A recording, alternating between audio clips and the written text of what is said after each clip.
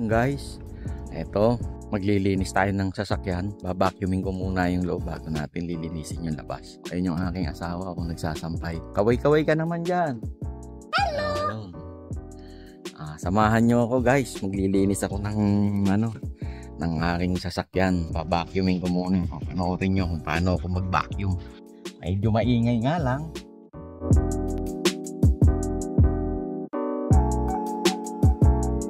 Hindi ko pa masyadong lilinisin yung labas. Punas-punas lang muna. Hindi ko muna siya tutubigan at sasabunin. Punasan ko lang siya ng basa kasi uulan pa sa susunod na araw. Kaya useless kung sasabunin ko na yung labas at lalagyan ko na siya ng wax. So useless, di ba? So kaya gagawin ko muna, babacuuming ko lang muna yung loob. Sasabunan ko yung carpet. Parang punas-punas lang ba na may sabon, na may downy para mabango. Para mabango siya.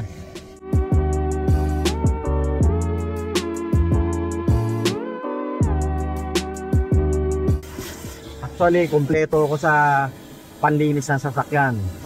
Simula sa vacuum, pambapping, mga pampakintab, kumpleto ako. Talagang kinumpleto ko kasi yun ang trabaho ko talaga sa Saudi. Nagpipintura ng sasakyan. Tapos, siyempre sabi ko, dito mapagkakakitaan din. Pwede nating i-part-time, diba? Mga extra income.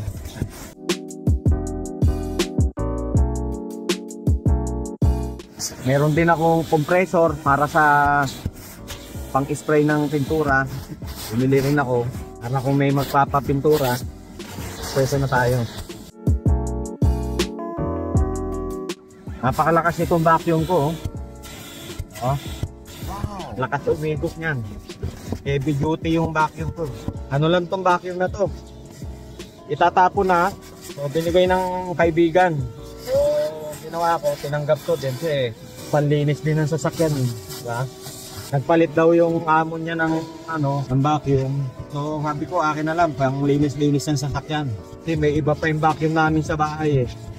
Yung vacuum sa bahay, yung yung may tubig. Nilalagyan ng tubig. Kaya yung dumi hindi na mag-iikot-ikot sa bahay dahil lahat ng dumi pupunta sa tubig. Yun ang vacuum namin.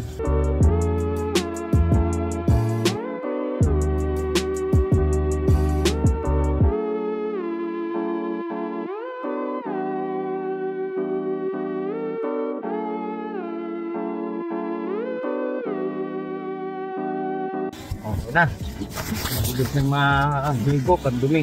Buong winter ba naman, di ko siya nilinis. Puro labas-labas lang. Punas-punas lang.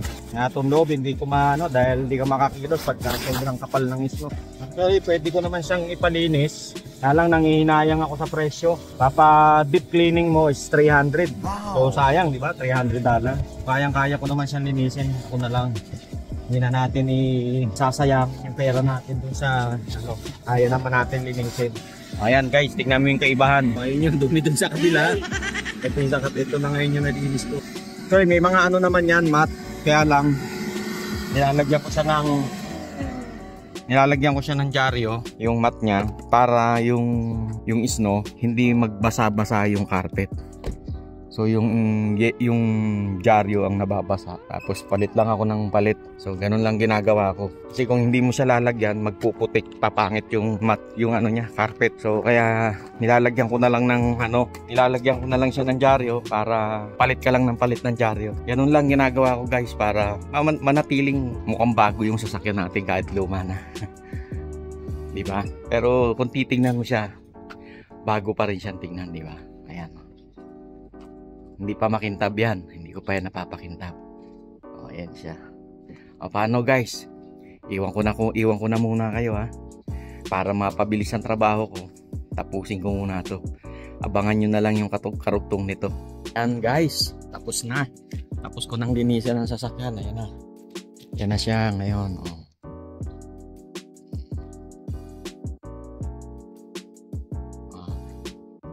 Alinis ko na siya. Tapos na. Okay ba? pinalitan ko na rin siya ng mat, yung pang summer. Ayan ang aking sasakyan. Ayan, nilinis ko na rin yung mat. Pang winter, ayun. Ayan, tinawag ko muna siya dyan. At isasampay ko siya roon sa taas, sa bubong, sa terrace. Doon ko siya ilalagay para matuyo. Di ba? Paano guys? Maraming salamat sa panonood ninyo. Abangan nyo pa uli ito. At yung mga susunod pang mga videos ko na gagawin. Marami pa tayong ipakikita dito sa loob ng Canada. No? Maraming salamat sa mga pag-subscribe nyo sa akin at sa panonood. Okay, bye!